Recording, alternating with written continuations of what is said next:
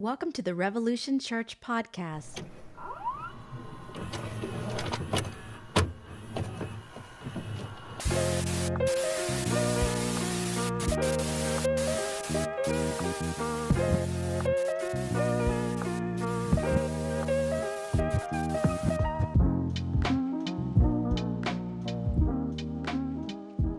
Look at that, that's better. Well, hello, 1 million followers.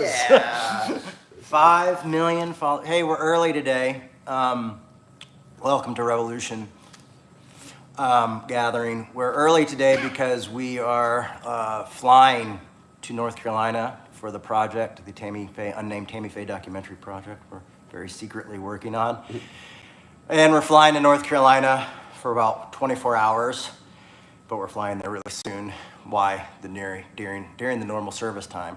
And so I asked my mate here to sit in with me today because I've been, a little frazzled, a little worn out, and not prepping as much as I should because I'm also doing a lot of other stuff. But we wanted to talk a little bit about you today.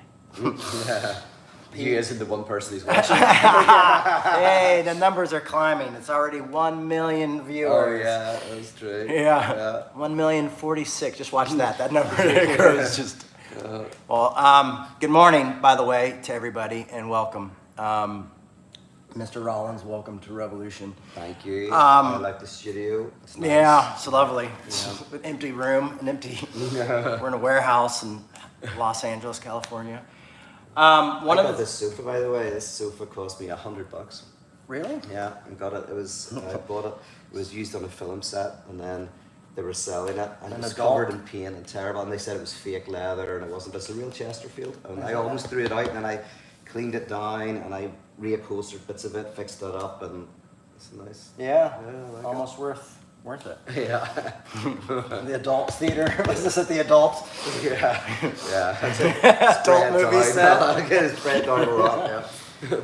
I'm already itching. As you guys know, one of the things we talk about here at Revolution a lot is arguing well, and I hate to even admit that Pete helped with that concept, but he did, and we kind of came. I remember, when we really started talking about it, and it wasn't that long ago. I mean, it was like 4 or 5 years ago, but it was. I was doing a New York Times interview. Oh, humble brag. Oh yeah, just.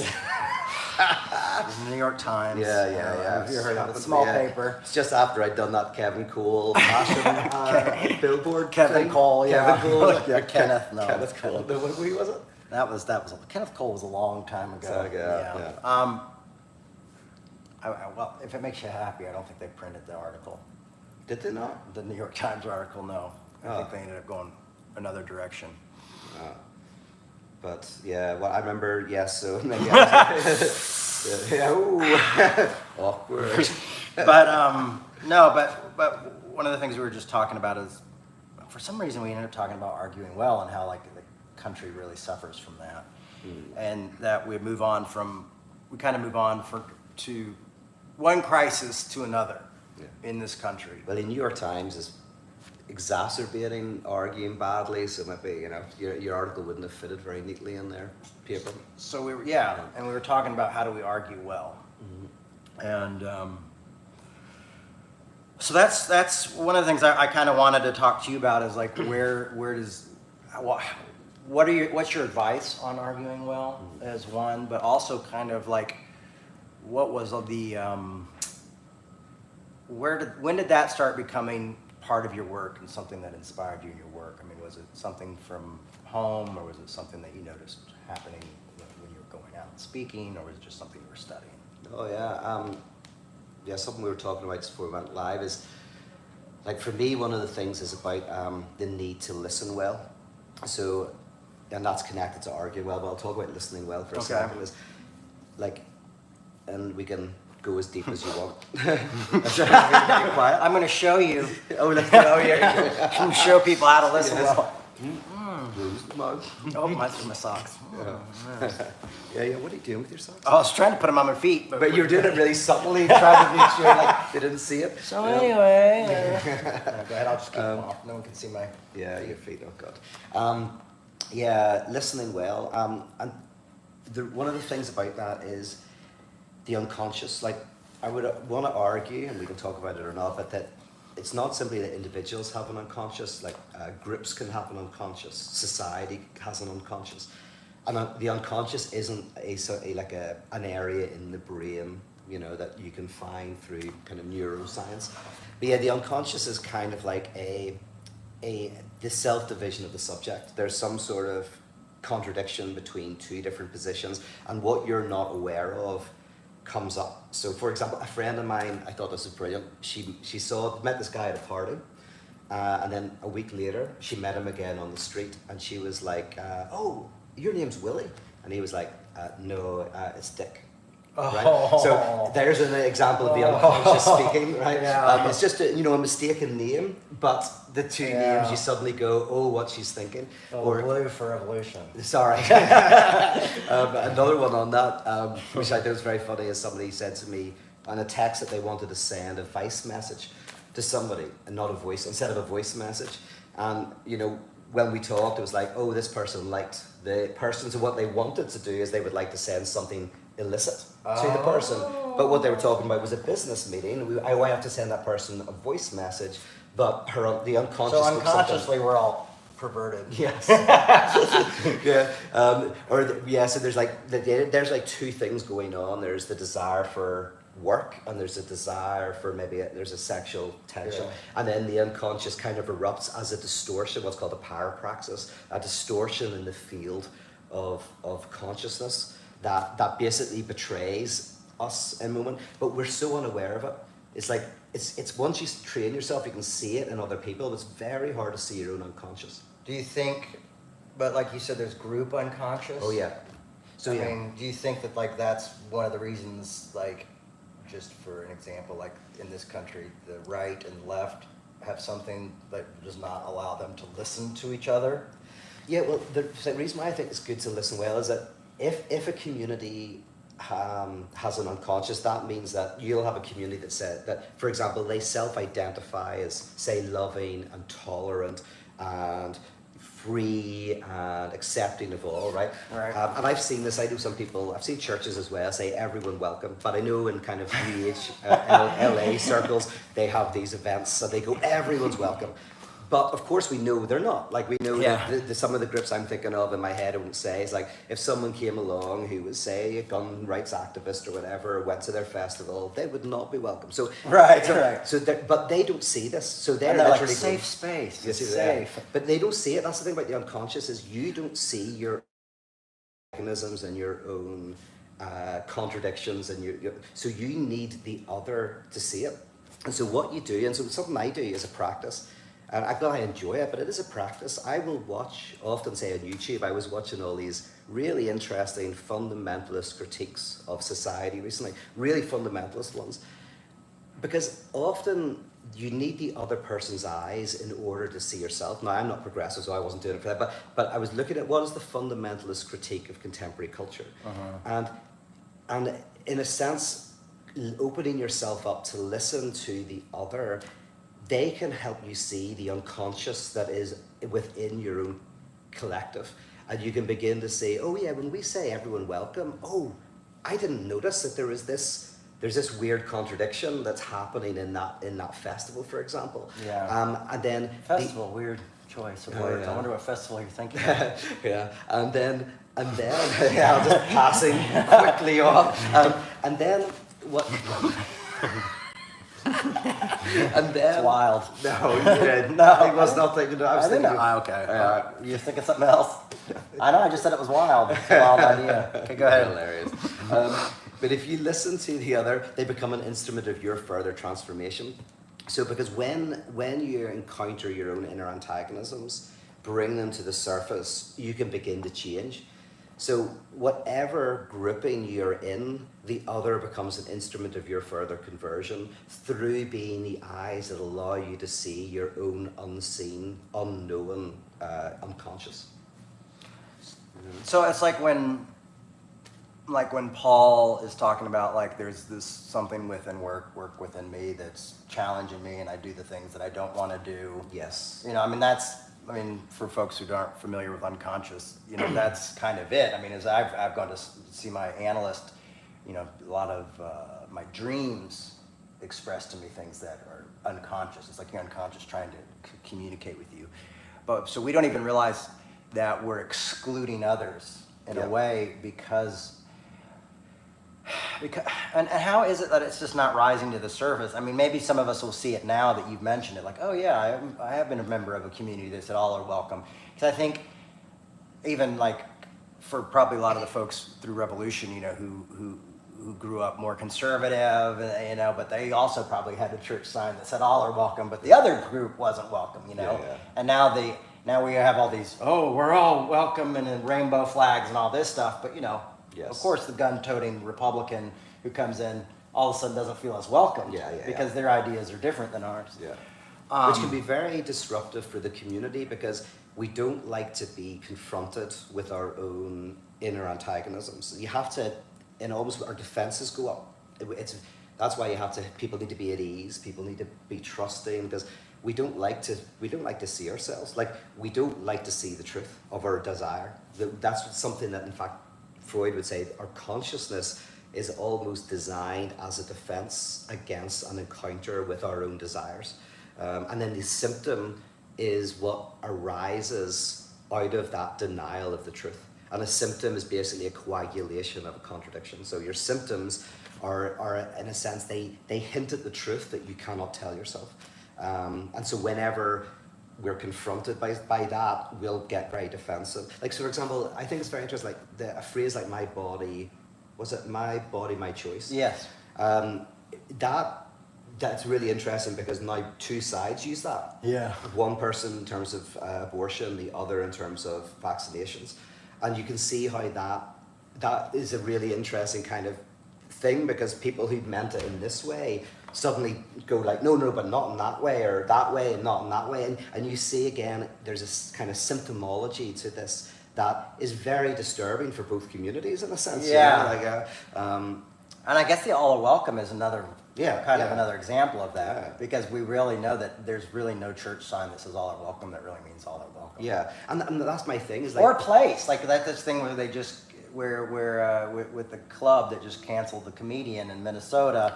You know, they're like, oh, we want to create a safe atmosphere where all are welcome and you know, and it's like, well, not all ideas are welcome. Yes. And my thing is like, it's not that we should then strive to make all welcome. I think it's a ridiculous idea. I mean, it's stupid. I mean, like I think it's an unrealistic. It's dystopian. It's not even realistic. Like dystopian. Like, so for me, it's what's more important. And like, to give an example of the Last Supper, you know, we do, or the evangelism project we did in Belfast, where we went to be evangelized by another community, is a group of people who can go, oh yeah, no, we're actually, say, we're Heideggerians, or we're Marxists, or we're Christians, or whatever it is. That's who we are, and hopefully, you know, we've thought about our position, and that's why we're in this position. And what we want to do is we want to be open to listening to those who critique us. So we will go and let the other speak into us to help us see our own antagonisms. So for example, if you have a typical debate between a Republican and a Democrat, is one where the Republican is trying to convince the Democrat's trying to convince the Republican, right, of the positions. And although they both know they will be able to convince each other, they're trying to convince some people, at least in the audience, right? But in the Evangelism Project, the idea is you have a debate where the Republican comes in and says, listen, you're probably not going to stop me being a Republican. Like, it's part of my history. I've also thought about it. It's my position. But I wouldn't listen to you because you might be able to make me a better Republican because you think that I'm mad. I must be missing something. Yeah. So you critique me and I want to see myself through your eyes. And then the Democrat says, you're probably not going to make me a Republican, but I'm missing something because I think, like, why would you not be a Democrat? Like, I think you could only be a Republican if you're like racist, sexist, you know, like, you know, murder babies and stuff. So help me see what I'm missing. And what happens then is the Republican helps the Democrat become a better Democrat. The Republican helps Democrat helps the Republican become a better Republican, Democrat, etc. Yeah. But then what's interesting is both begin to change and develop and become something else. Because there's this idea of in Hegel's dialectic of constant movement. When we bring our own contradictions to the surface, we transform in apocalyptic ways. And apocalypse means you don't know the future. You don't know how you're going to change. You don't know how the other's going to convince you. This is why I'm an apocalypticist, not a progressive, because the progressive knows the teleological end of history. The progressive knows what the future looks like. Right. So if you disagree with me, I can love you, but in a patronizing way, because I know. But an apocalypticist is someone who says, I don't know what the future looks like. And every time I dream of the future, I'm just basically taking an idealized version of the present. So what I want to do is, I want to be open to experiencing the contradiction, and the future will unfold in a way that will surprise us all. All right, well, let's slow it down, Einstein. No, but what I mean is that what I like is this prioritizing and how we prioritize the other, how we listen well to the other, and it's that's a really tough job, though. You know what I mean? It's really hard to, like, you know, I'm going to make them a better Republican, and they're going to make me a better Democrat, or whatever, a better this or better that. And, you know, it's like how, like, I'm just trying to think of, like, simpler ways, like, you know, like, obviously that's going to make the world a better place, you know? But it seems like we all have the patronizing love thing. That's what I was thinking about. It's like, I have seen patronizing love, and it used to be one of the things that I thought conservatives did, because I grew up conservative. You know what I mean? So, and then I was angry at the conservatives, and they were like, well, you know, God hates the gays just because I'm telling you because I love you. You know what I mean? And now it's like, you know, well, God hates, you know, Trump supporters, and I have to tell you the truth because I love you. And there is this type of patronizing love. And, like, how do we expose that to ourselves and also expose that to others? Because I feel like that's one of the things that I've said to people, like, well, you don't really love me. You're kind of patronizing me, and you're telling me you love me in this way. You know, and they don't see it. You know, and I think that's something that we can all say is like this common ground. And how do we, one, help others to see that they're maybe patronizing us, but also how do we realize that we're patronizing others as well and doing the same thing? Because I feel like that's the problem when I look at the right and the left in this country, is they're kind of doing the same things to each other. You know what I mean? Or they're kind of just trading places over time. I mean, the great thing about this model, then, because you're so right. So the great thing about this model is, and we saw this, so in the Last Supper was an example, and just for the sake of anyone who doesn't know that, what it is, the Last Supper was where a group of 12 of us would meet for dinner, and we'd invite a controversial guest who often would probably take a position that most of the people around the table would disagree with. And over the starter, they would give a talk, and then over the main course Q&A, and over dessert, a wider discussion. And if we didn't like what they said, it was their Last Supper, so hence it's called the Last Supper. It was kind of a fun evening. What was interesting about was often the guest was someone who we were kind of seeing ourselves through the eyes. The other thing was we put them in the seat of Christ. That was the thing. And we knew what we did with him, kind of thing. So we put them in the seat of Christ. And we would look at ourselves through their eyes. And I remember one example of this guy called Leslie. What was his surname? But he was part of the Ulster Humanist Society. And the Ulster Humanist Society, typical Northern Ireland thing, was a very kind of like almost fundamentalist humanist society. And he came with a friend, and at first he was very defensive because he thought a lot of the people around the table were going to be religious, and he was kind of attacking religion. And then the people around the table were going, yeah, you think that's bad? And they were talking about it. And what was interesting was, as he experienced this group of people, and this was a training that this group had done, over years I had this group who were very open to the other critiquing them. As he was critiquing, and as he saw that the group was really open to what he was saying and really embracing it, he became more open to being critiqued. And then he invited me to give a talk at the Ulster Humanist Society, so I gave his talk on Feuerbach. And then they invited me to be on a debate panel with them against these Christians about the afterlife. So it suddenly became really interestingly twisted. And so my reason for saying that is, if we, and it's difficult, but if we can train ourselves to genuinely not ask the other to be open to what we're saying, but like, say for example, you got a family member and you really disagree politically. So one year, instead, you go to Thanksgiving and you sit down and you go say, oh, Mum and Dad, you know, to be honest, I've maybe been a bit of an asshole sometimes, and I come in, tell me, like, critique me. I'm going to listen. I actually, genuinely, I just want to know, what am I missing? Like, going to listen. I'm not playing a game. I'm not whatever. And you literally listen, and you listen to their best arguments, and you try to steel man their best arguments. So, like, if there's an argument, you know, you try and build it. What you'll find is the other will then be more likely to say, well, here, what do you think about my position? Because that, just like in an argument with someone, if you pretend you're an expert and they'll pretend they're an expert on something you see in the news, you're like this. And as soon as one person says, well, you know what, actually don't really know much about Ukraine. I'm talking like I'm an expert and I know about NATO and NATO's advances in Donbass region. But to be honest, you know, 3 months ago, I could hardly find it on a map. And so we're disagreeing like this, but maybe you've got something to, whatever. The other person's like, well, you know, me too. And then a productive conversation happens. Yeah. And so you've never done that before? No, never done it before. but I like the theory. Yeah. I mean, you're an expert on that. Yes, yeah. Like you know, doers do, thinkers think. Yes. No, that's a great example, because I think that's what I think that's one of the things we struggle with, and it's kind of like the baby steps of like arguing well, and then maybe the next step is like, oh shit, we got to listen as well. Less of the bad language.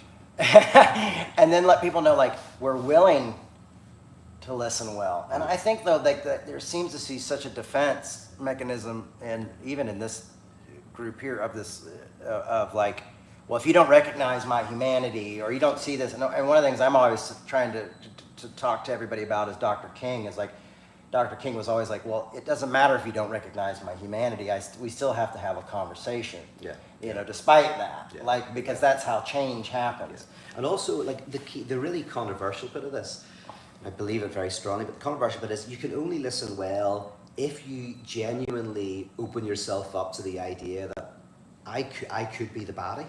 Right? You know, that beautiful, like, there's a great, if you look it up, it's called Are We the Baddies? And it's one of our favourite comedians, Mitchell and Webb. But they're basically Nazis in Russia advancing, and one of them, you know, they're advancing and they're talking about how well they're doing, and then the guy looks at the other guy's cap, sees a skull on it, and he's like, are we the baddies? You know? It's like, it's only when someone literally says to themselves, and most people have maybe done it once in their life, but then we reify again, but it's to go like, maybe I am the baddie, maybe I'm missing something, maybe there's an unconscious dimension in my community that I'm missing that's actually doing violence and destruction. And so me asking my parents in this example at Thanksgiving is, you know, to speak into it. It's not like a patronizing, I'm going to pretend that I'm better. It's like, you're literally going, no, you're instruments of my further transformation here. Like I've got to, I'm trying to change the world. What if I'm changing the world to something terrible? So it's very difficult to get to that point. And that's why, again, I'm an apocalypticist.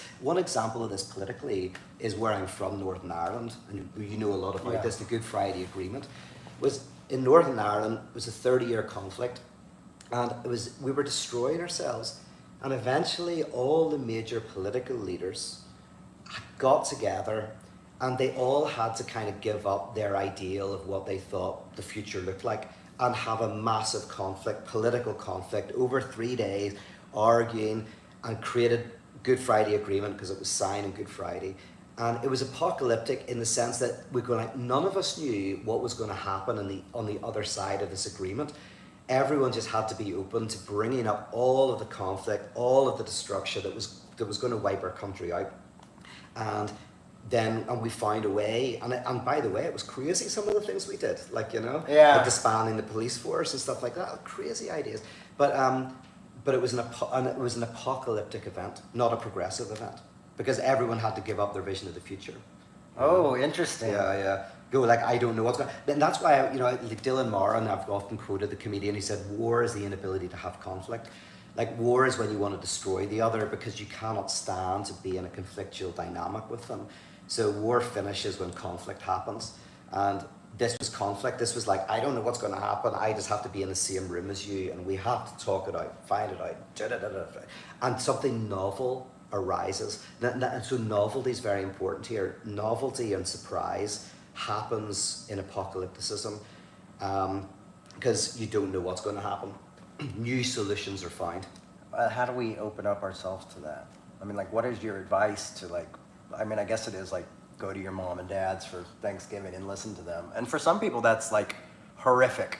Yeah. That's like, no, I could never do that. That's like me saying, like, I'm gonna go sit down with my dad and be like, Dad, tell me what you don't like about me. And that might be too hard as well, because like sometimes our families are so close to us that we annoy them and they annoy us. Yeah. It's the narcissism of small differences. So you know what you can do, and I say what I've done, and I already did this last week.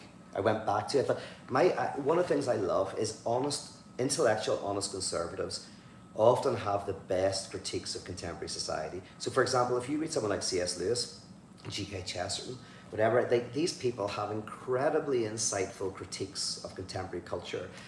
So I love to watch, even going like very extreme conservative, as long as it's honest, intellectually rigorous. So there's people like, there's also theorists. I like Carl Schmitt, is a very famous kind of like one of the most famous political theorists, but conservative political theorist. But I kind of read these people and engage with them because they bring out, they move and bring out something in me. Whereas if I'm just reading the same, if I'm just connecting with who thinks the same as me, but it's not like finding the ridiculous person. It's not finding the idiot. It's like going like, no, give me, let's say reading G.K. Chesterton, who I like a lot, or C.S. Lewis, who's some of his work I really think is incredibly insightful, and listening will be very beneficial. You train yourself to listen well. That's good. Like just finding. I mean, I remember reading even like some of Calvinist books when I was, when we first met, because I was having such a struggle with the Calvinist. And all of a sudden I was like starting to read some of their work, and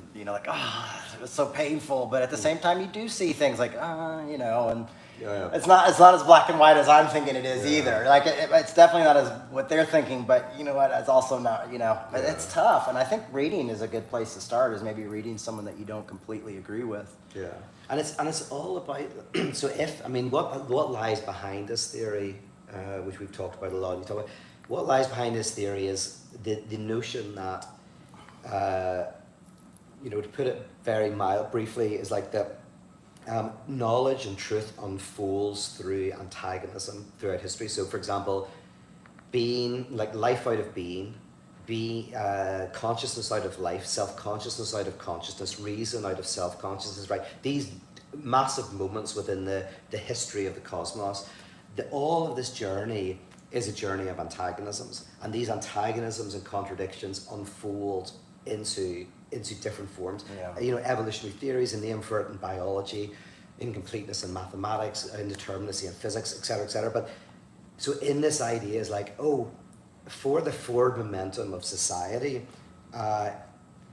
critical, difficult conversation and conflict is vital. And that's works. I mean, it's really like, I think of James, faith without works is dead kind of thing, and like picking up your cross. Because when I was growing up, I was like, don't listen to secular music, or smoke cigarettes, and take the the narrow road. Yeah. But what I realized, and even through your stuff, like, because I remember I used to be like, you got to do what's your theology called? Pyrotheology for beginners book, blah, blah, blah, which obviously needs a title on it because I can't remember what it's called. But no, but the idea is like, and you said, well, there's not really a beginner's. You kind of have to do the work to get there. Yeah. And make it easy. And I feel like that's what it is with this, is that it's not easy. It's not gonna be easy. And we have to constantly remind ourselves as this community, it's like, this is the work. This is the hard work. This is listening to the other's critique. Yes. Is the hard work. Yes. Being respectful to the other is the hard work. Yeah. And not being so defensive of like, how dare you, or how dare you? Because I think now the how dare yous for a lot of us is not about how dare you attack me, but it's how dare you attack the people I love, or the group, because it seems we were very defensive of very small communities. Like, we're going to protect that community. How dare you? But how we're not even allowing ourselves to be angry on their behalf, but that we're willing to listen on their behalf because we do want to be something that, in the long run, is better. Yeah. Well, like I'm a universalist, so I'm always wary of any identitarian philosophies, particularists of what used to be called politics of difference. For me, revolutionary politics has always been universal. It's always been for everybody. Yeah. So yeah, and so what I worry about is, again, the increasing fragmentation of society. Is itself a problem. I mean, this is the very core of like fascism, is of a particular group is special in some sort of way. Yeah. Edward Said famously calls it Orientalism, because sometimes the special group isn't a group that you hate. So for in the Nazi Party, it was the Jews who you hate. Sometimes it can be a special party group who are undivided, who are special, who never lie. For example, who never deceive you. And that sounds like you're doing a real service to somebody, but you're actually treating them as less than human. Right, as not divided subjects. Right. So whether it's Orientalism or whether it's some sort of like supremacist position, I'm always wary of any type of fragmentation into particularisms. Well, and that's what I've seen, and I think the people in the community have seen, is the more we've got into particularisms or Orientalisms, we've become more divided eventually, and then it's like, oh wait, well, my hurt is different than your hurt, and it's like, oh no, I think we can come together and say, like, interpain, depression, feeling weary is something that we can all connect to, but rather than something that's called to divide us. Yeah, and the main thing, like in psychoanalysis, what unifies everybody, so we're all different in terms of language and culture, history, lots of differences, but what unifies every subject is an original lack, an originary lack.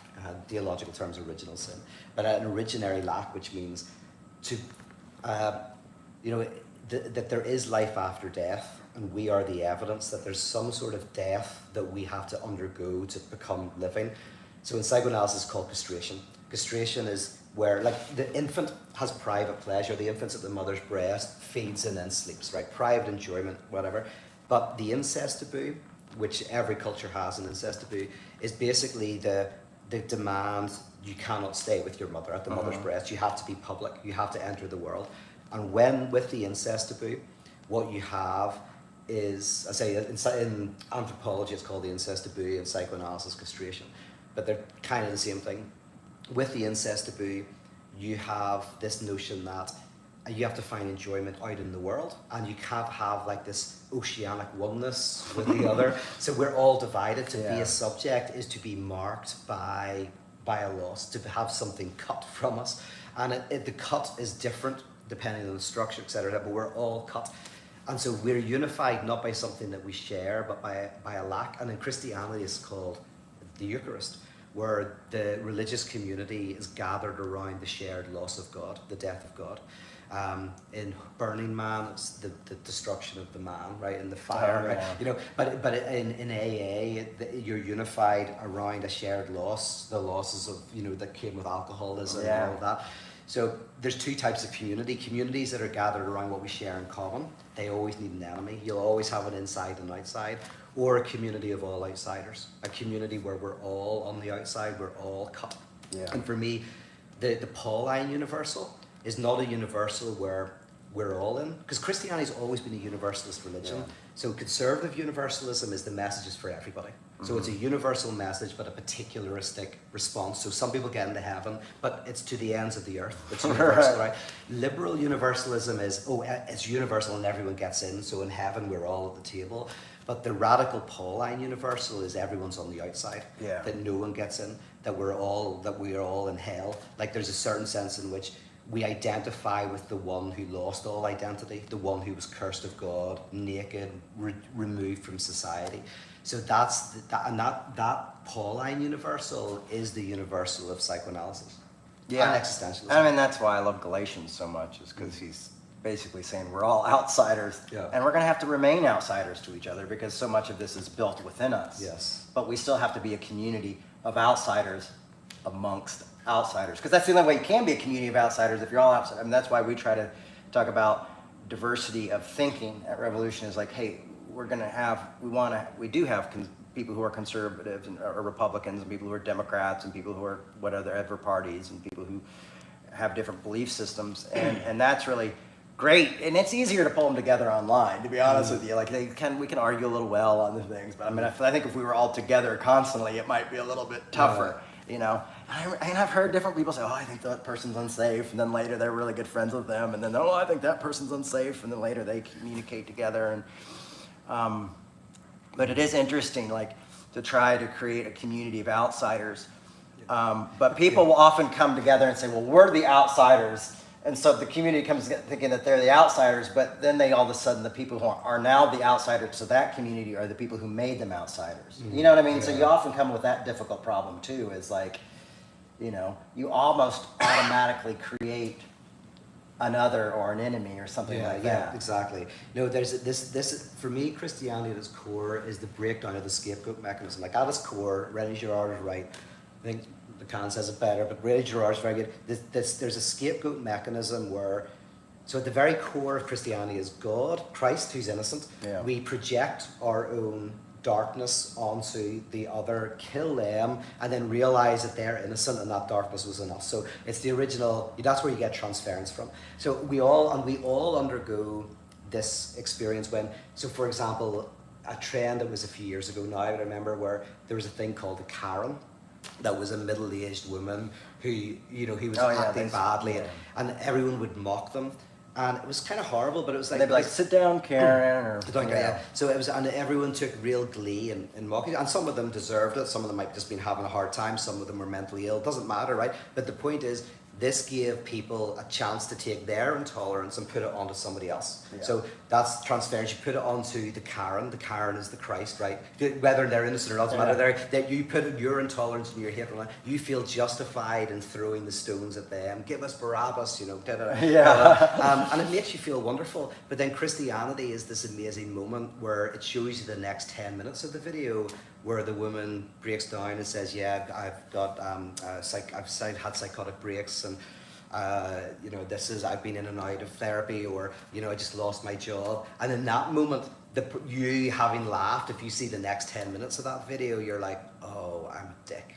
Yeah. Right? Like, I've seen that loads in contemporary culture, where there's a little clip of a video they put up and everyone hates the kids or whatever. And then about a week later, you discover the rest of the video.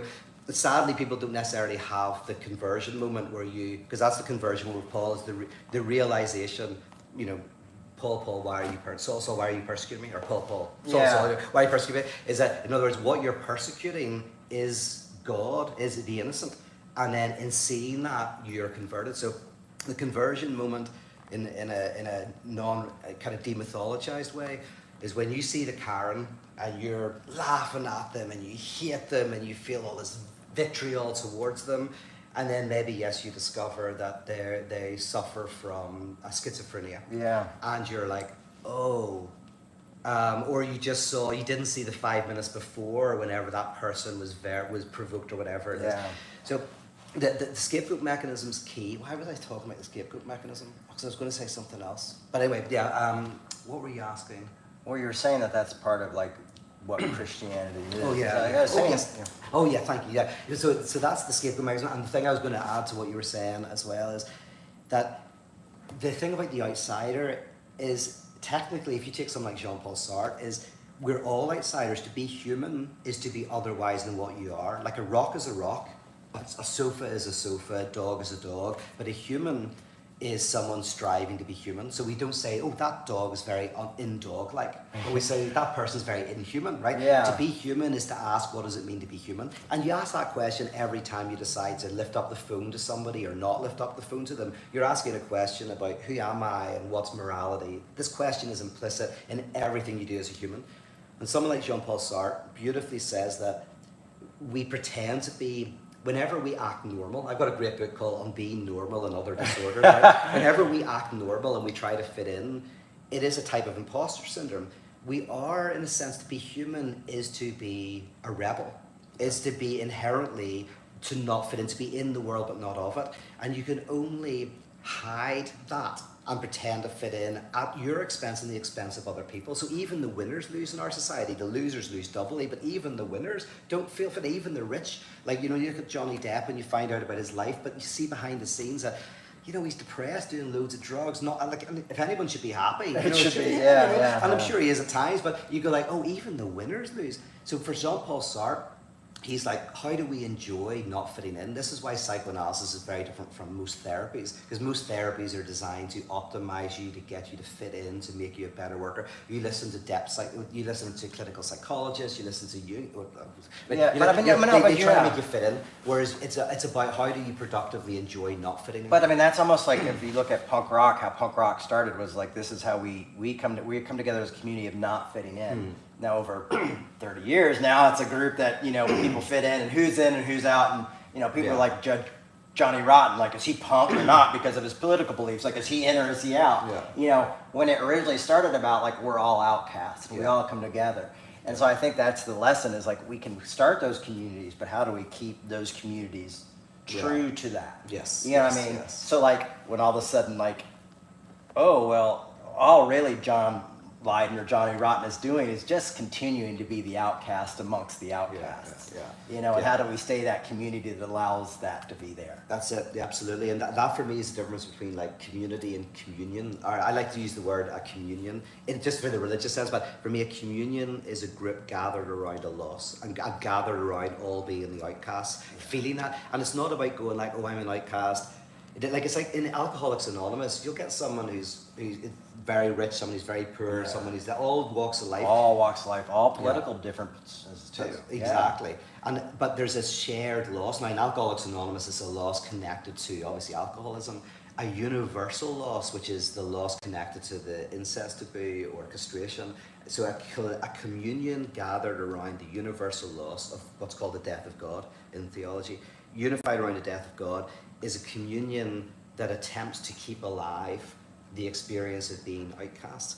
And what political use is that? I would argue that you having those communities, they will open us up to more sensitivity to the other. We will feel less privatized. We will be more concerned about the other, which means that we will be less, to begin with, less comfortable with wealth disparities and alienation, underemployment, unemployment, and we'll begin to live into alternative ways of living.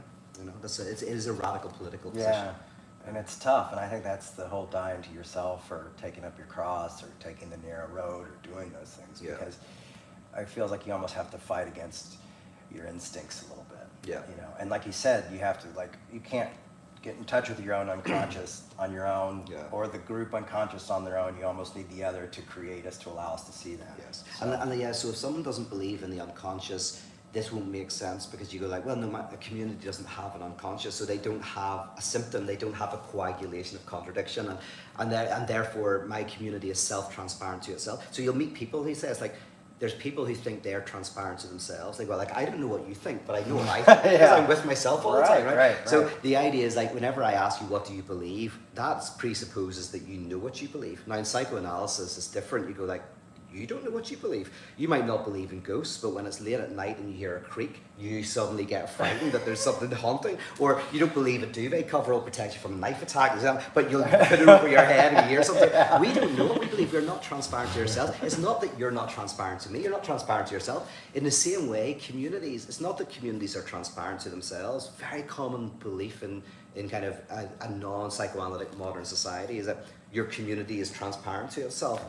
But if you go with the idea that your community is not transparent to itself, that it actually has a pile of defense mechanisms precisely designed to protect it from seeing itself, then you go, God, I have to listen well, because it's only through the eyes of the other that I will be able to see myself.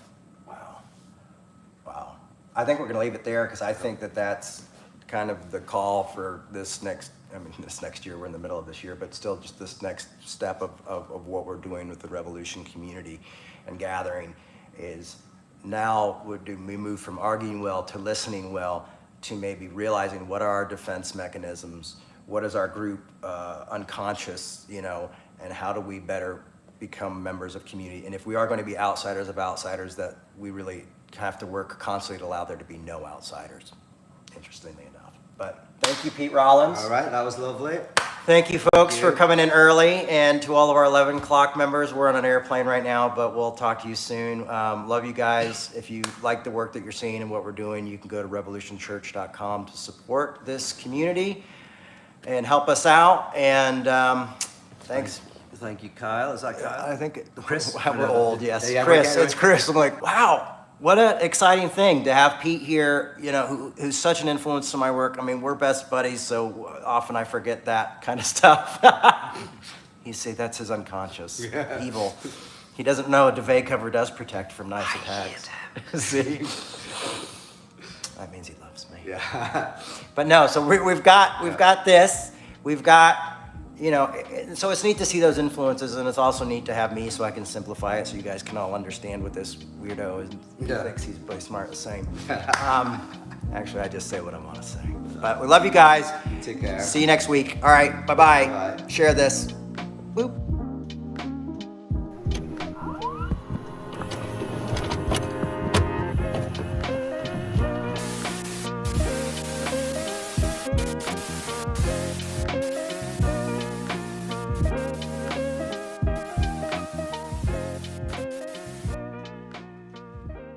Thanks for listening. We hope you enjoyed this podcast.